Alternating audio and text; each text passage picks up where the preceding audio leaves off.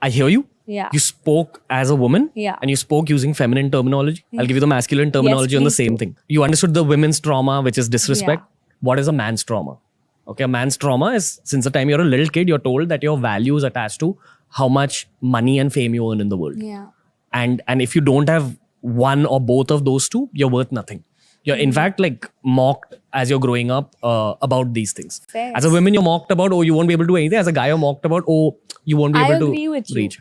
So And sometimes it feels harder. Like, I mean, in a man's shoes, like, I mean, I have a brother at home and he's at that age where he's just starting off his life. So I do see, you know, him going through the challenging period of how I'm going to make it, what I'm going to do, you know, how I'm going to do what I'm going to do. Because somehow, similarly, unfortunately, women have always been told it's not there are two things. One, key, you're not going to be able to do anything, or you're good for only getting married or whatever. So the pressure of making your own life is not put on a woman the way it's put on a man. yeah.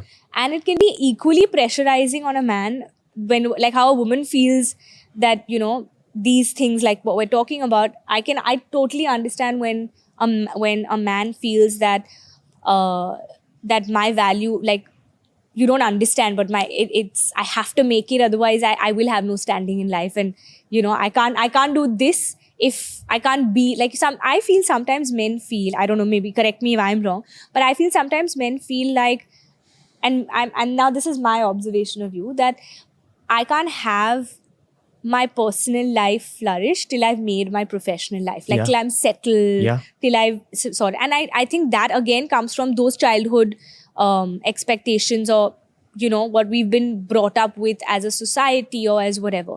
But why can't we look at it as two people starting life and making life together? Like, it doesn't, today, a man doesn't have to be the bread earner. It can be, those roles can be equally divided. Two people can equally put food on that table in their home. It doesn't have to be one person. And yeah, you know, you kind of, it's I'm going back into work. And this is a completely different film also that I'm doing. But like my next film, Jug Jug Jio, is about these roles. It's about, like, you know, the roles